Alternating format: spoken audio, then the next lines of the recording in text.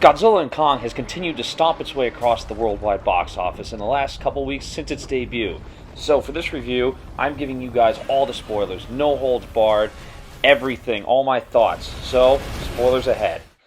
This movie was one of my most anticipated movies of the last couple months, between this and Godzilla Minus One. So there was a tall order to live up to.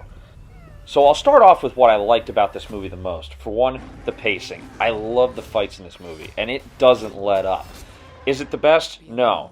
But the fight at the end in the Iwi Kingdom in the Hollow Earth, one of the best fights of the franchise. Godzilla and Kong versus Scar King and Shimo.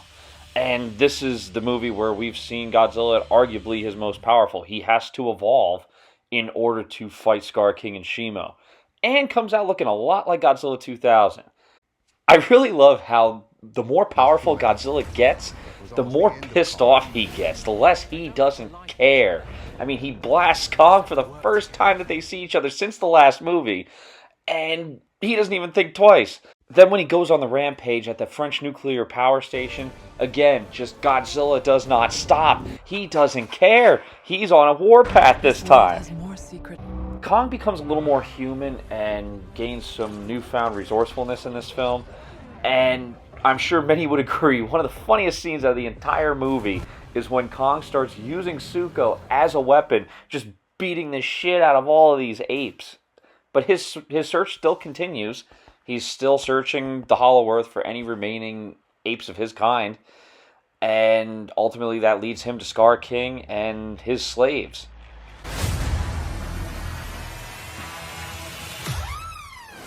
I also really enjoyed the world building that Adam Wingard is choosing to do with this film.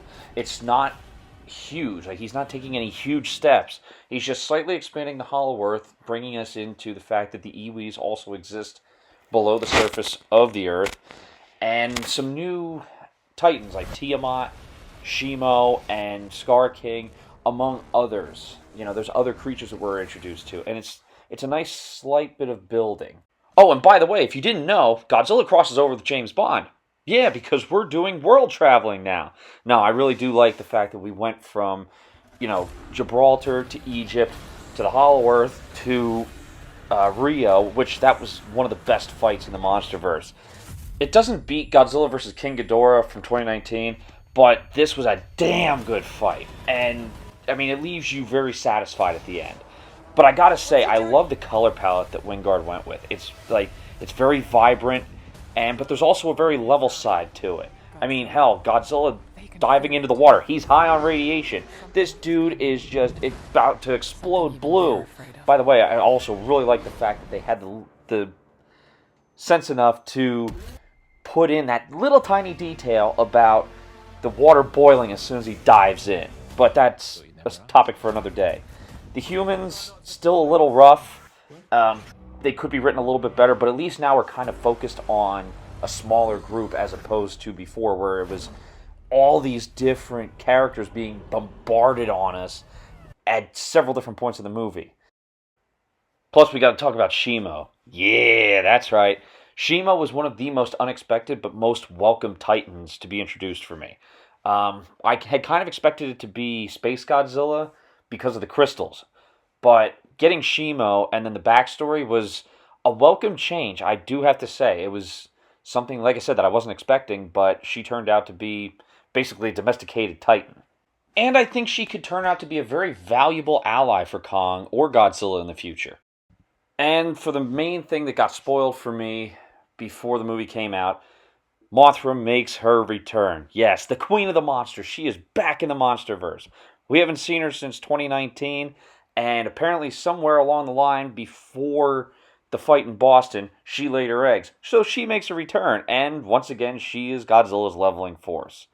I was happy to see Mothra make a comeback, though. It was nice to see her back, and it's, again, kind of going back to the whole Showa trope of that Mothra never dies. As far as some negatives for this movie, I'm still not sold on Tom Holkenberg as the composer for the MonsterVerse movies. I think Bear McCreary did it better because we got some classic cues in his score for King of the Monsters. Maybe I'm just biased. The other part is some of the dialogue with the humans. we don't really get too many well-written Godzilla movie characters, obviously. Fans know this by this point. Um, the only two that I've ever really seen do it that well are the original Godzilla and Minus One, obviously. But this is a great action movie. Definitely my second favorite movie of the MonsterVerse, behind King of the Monsters, and it is highly recommended. Check it out. I also want to take a couple of minutes at the end of this and talk about, well, more MonsterVerse.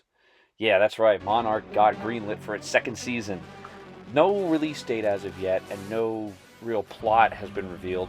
But it looks like, considering the fact that Kong was introduced at the end of the first season, we're probably going to have some episodes with Kong. I'm hoping we kind of get more Godzilla in this, though. I don't want the MonsterVerse relying on Kong.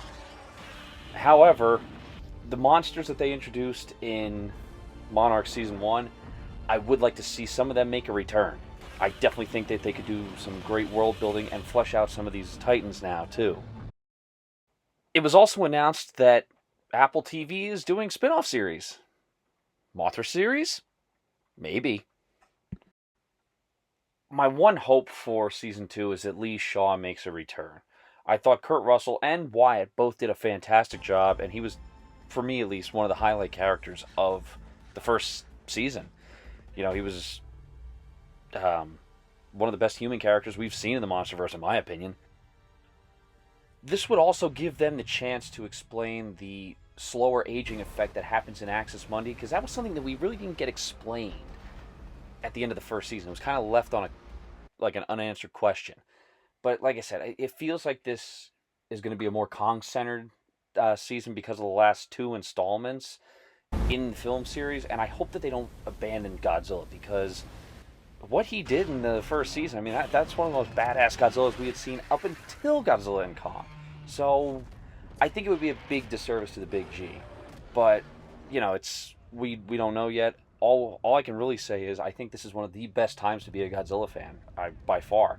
Because we got two movies, Godzilla finally won an Oscar, and Monarch is getting a new season. I think that Warner Brothers is finally realizing, hey, they have money here. So, hope you guys enjoyed the video. Like, comment, and subscribe, and follow me on Facebook for more. And also follow me on Instagram. See ya.